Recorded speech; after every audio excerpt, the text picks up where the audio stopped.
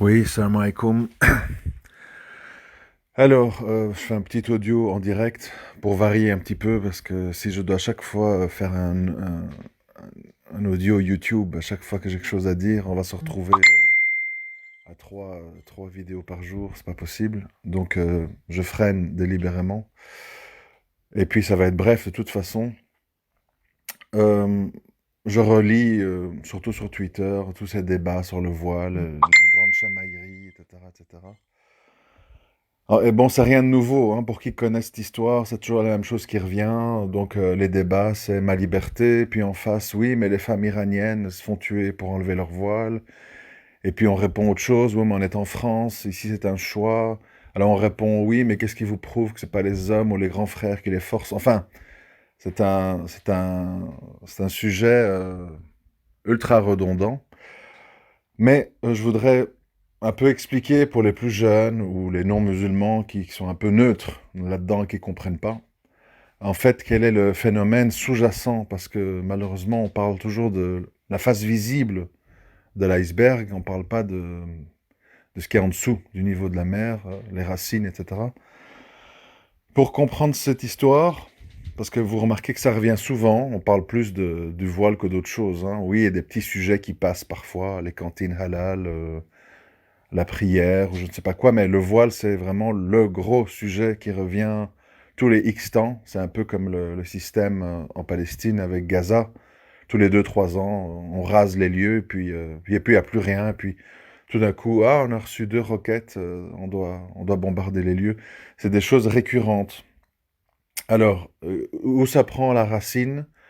C'est différent, suivant qu'on parle des femmes qui sont contre le voile ou des hommes qui sont contre le voile. Ça prend sa racine en fait dans la fitra, c'est-à-dire dans notre nature intrinsèque, profonde, originelle. D'un côté, donc, dans la nature, une fois qu'elle n'est pas contaminée, bien sûr, parasitée par la société, tu peux pas, c'est bien, c'est pas bien. Donc, tant qu'on est dans la nature, ben, la nature de l'homme, c'est d'être attiré visuellement par une femme et ses atours, donc cheveux, poitrine, fesses, etc. Et pour la femme, c'est ben, la pudeur, etc. Souvent, j'ai illustré dans des audios par le passé que vous avez beau rentrer, si vous rentrez par effraction, enfin par surprise, dans un vestiaire de femmes, même si c'est des Danoises, des Suédoises, ultra libérales, ultra impudiques, le réflexe automatique d'une femme, si vous faites ça, c'est mettre la main sur leur poitrine et sur leur sexe. Parce que c'est un peu comme quand il y a un malheur, vous voyez bien dans les films, quand il y a un malheur, un drame, une grande peur, c'est oh my God, oh Jesus, oh mon Dieu. Bon, donc les gens, par instinct primaire, ils ont des choses en eux, c'est-à-dire faire appel au Créateur en période de grand stress, de grande tristesse, et de cacher ses atours sexuels en cas d'intrusion surprise d'un homme. Euh, D'ailleurs, j'ai toujours souligné ce paradoxe. Euh, les femmes se mettent à moitié nues sur la plage, etc. Et pourtant, dans les toilettes ou les vestiaires, c'est pas mixte. Si c'est pas grave de voir la nudité de l'autre, pourquoi est-ce que c'est pas mixte partout? Mettons des vestiaires mixtes, mettons toutes ces choses-là, des toilettes mixtes, puisqu'il n'y a pas de souci. Mais bon, ça c'est les paradoxes, on connaît. Donc, je reviens sur le sujet. Donc d'un côté, il y a les hommes, de l'autre les femmes. Parce qu'il y a deux, c'est pas la même chose, les raisons de la focalisation sur le voile suivant qu'on soit un homme ou une femme. Pour les hommes, c'est en fait, ils ont une frustration de mâle originel de ne pas pouvoir, comme on dit en français, reluquer, c'est-à-dire, oseront dire, se rincer les yeux, en ayant un message visuel qui dit je ne suis pas disponible, tu ne peux pas m'admirer, tu ne peux pas me faire des remarques sur ma coiffure, mon parfum ou mes formes. Je ne suis pas dans la volonté de m'exposer à toi, donc je te suis interdite en fait. Sauf si tu deviens mon mari. Et ça, évidemment, dans la nature originelle d'un homme qui réagit par pur instinct masculin, et c'est une frustration.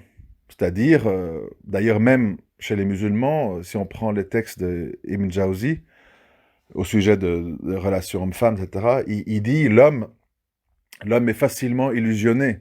C'est-à-dire qu'il voit passer comme ça une femme, et pour un petit détail qui l'interpelle visuellement, il peut commencer à la suivre, à s'enticher d'elle, à rêver d'elle, alors que c'est peut-être une femme de 90 ans qui avait un parfum un peu interpellant, ou on a cru voir que, etc. Donc l'homme, bon, est une, comment on dit, est très visuel, donc il y a une frustration quand il commence à être entouré de femmes voilées, parce qu'il y a une barrière, et donc son instinct ne peut pas s'exprimer. Ça, c'est la première chose. Au niveau des femmes, c'est évidemment pas le même phénomène.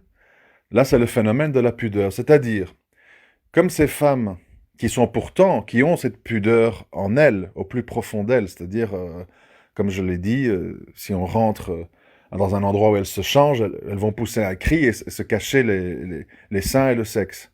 Donc elles ont cette pudeur au plus profond d'elles-mêmes. Mais elles ont été évidemment modelées par la mode, la société, la civilisation occidentale, etc. Voir ces femmes voilées qui, elles, finalement, assument cette pudeur naturelle, ça les renvoie en fait à leur lavage de cerveau. Parce que bon, on aime toujours bien dans les médias dire qu'en fait, les seules personnes au monde qui font des lavages de cerveau aux gens, c'est les musulmans. Écoutez les commentaires, c'est-à-dire, il a été endoctriné, le prosélytisme, euh, il a fréquenté des gens qui lui ont dit que, c'est-à-dire, c'est toujours les musulmans qui endoctrinent. Hein. Bien entendu, la publicité, les films, Hollywood, les chaînes de télévision d'information, elles n'endoctrinent pas. C'est tout à fait neutre, c'est laïque, hein, avec un grand I.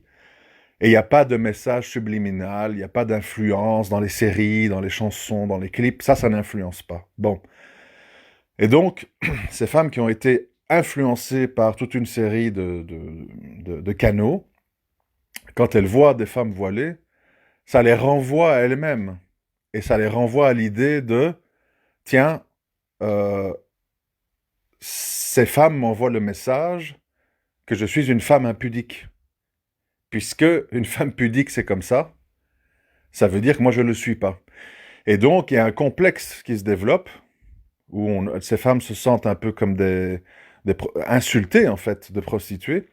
Voilà pourquoi on en vient à un immense paradoxe que j'ai dit sur Twitter et sur Facebook. Ça a été beaucoup retweeté sur Twitter, ça a fait pas mal le tour. Un concept très simple à comprendre. Très, très simple. J'ai dit, est-ce que ce sont les femmes voilées qui vont dans les rues haranguer les femmes dévoilées pour les obliger à se voiler, ou ce sont les femmes dévoilées qui haranguent les femmes voilées pour qu'elles l'enlèvent. Donc finalement, qui veut s'imposer sur qui et qui est vraiment dictatorial? Et là, on se rend compte qu'en fait, les femmes voilées font leur vie, elles ne parlent pas de leur voile, c'est leur choix, etc. Et qui en parle beaucoup et qui veut absolument que ça change, ce sont les dévoilés. Donc finalement, la tyrannie et l'esprit fascisant, il ne vient pas de là où on croit. Et pourquoi elles en arrivent à ça? Vous le voyez, les Zora Bitan, Zeynep El Razoui, etc. Ces filles sont enragées. Elles font des pétitions, 100 musulmans dénoncent le voile comme instrument de soumission de la femme, etc. Parce qu'en fait, ils sont mal dans leur peau. Ils sont mal dans leur peau parce qu'ils doivent faire face à ce paradoxe. Dans le cas de Zora Bitan, ça prend une proportion énorme, puisque elle a dit à la télévision, parmi 10 femmes de ma famille, 7 sont voilées, mais elles n'ont pas des voiles noirs, c'est pas des salafistes, etc. Mais après, elle fait clairement la guerre au voile, quand on voit ses tweets et ce qu'elle dit. Donc en fait, il y a toute une schizophrénie qui s'installe, c'est-à-dire ceux de ma famille, je les connais, donc ce sont des voilés sympas. Les voilés que je connais pas dans la rue, ça m'énerve, ça m'inquiète parce que je les connais pas. Et pourquoi en fait elle dit ça, ou elle pense ça? C'est parce que ces 7 voilés dans sa famille sont sans doute des voilés des coutumes, de ce que j'appelle l'islam couscous, et qui ne la jugent pas, qui disent «Ah, Zora, mashallah, tu passes à la télé, on est fiers de toi», etc. Donc elle n'est pas en porte-à-faux avec son comportement, son habillement. Donc elle ne se sent pas stigmatisée. Mais avec les musulmanes inconnus, qui ne sont pas de sa famille, ça la renvoie en fait à ses choix de vie. Les cheveux courts, à la garçonne, décolletée, vive Israël, abat le voile. Et donc, c'est ce double phénomène qui fait qu'il y a un côté enragé sur le voile, qui va jusqu'au point où un présentateur de télévision dit que c'est comme un symbole nazi, vous imaginez. Mais tout ça, ça passe et c'est légitimé parce que il y a ce phénomène, en fait, de frustration de ne pas avoir accès, au moins visuellement, au moins visuellement, à des femmes étrangères. Moi, je le vis régulièrement, sans doute vous aussi, euh, quand, quand on est amené à rencontrer d'autres couples ou des gens, parce qu'on fréquente tout le monde, enfin moi et mon épouse, on sent toujours un pincement, une frustration, je ne peux pas appeler ça autrement, quand un homme sent qu'il n'a pas accès visuellement ou à pouvoir faire la bise et tout à une femme musulmane voilée. Il y a une frustration.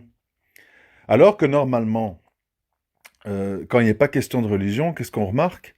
Avec le cas du Japon ou des gens d'autres coutumes, etc., c'est qu'il y a une sorte de respect. Ah, au Japon, on s'incline, il y a une sorte d'admiration, c'est des gens qui ont une discipline de vie, ils ne serrent pas la main, c'est leur coutume, il y a un côté un peu respectueux.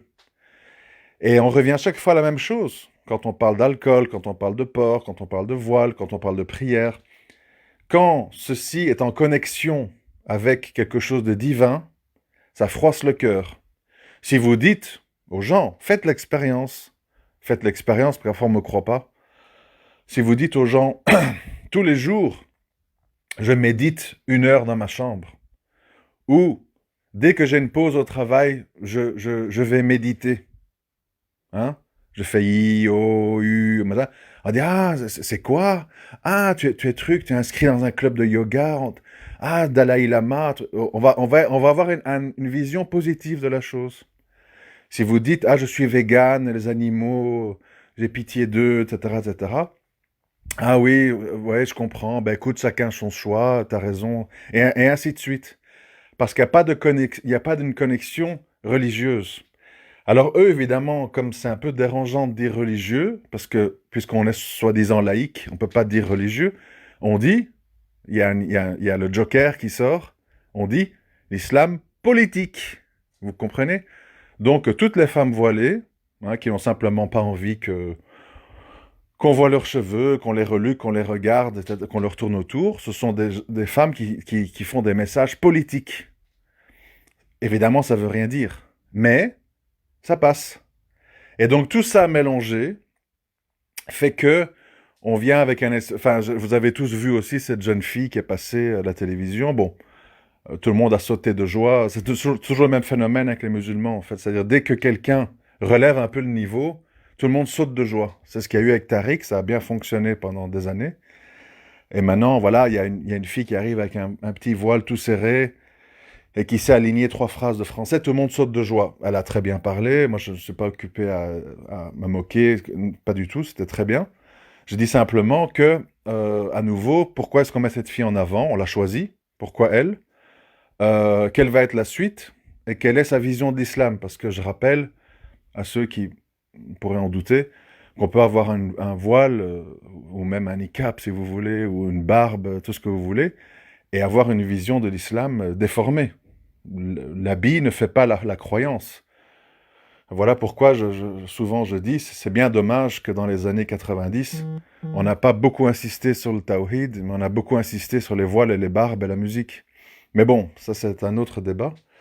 Donc voilà, je ne vais pas m'attarder plus, je voulais simplement un petit peu dire ça pour qu'on comprenne en fait, on comprenne la dimension qu'il y a derrière tout ça.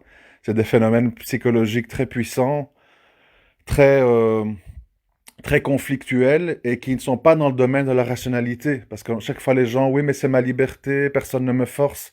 La jeune fille, elle a dit, je suis pas mariée, j'ai que des sœurs, j'ai pas de grands frères, donc en fait, et on voit que ça ne rassasie pas les gens, puisqu'en fait, en face d'elle, Elisabeth Lévy, oui, mais et la sécurité quand on travaille chez Peugeot, le gars de chez Peugeot a dû dire, oui, mais c'est encore mieux parce que voilà, les cheveux ne traînent pas partout, ils peuvent pas se prendre dans une machine, mais on voit que ça ne les satisfait pas parce qu'on est dans le domaine du discours logique, eux sont dans le discours idéologique. Et donc, toute logique n'a pas de poids. Parce que dans le fond, ça blesse, ça frustre, suivant qu'on soit un homme ou une femme, chacun avec ses motivations. Je vous remercie de m'avoir écouté. À très bientôt. Salam alaikum.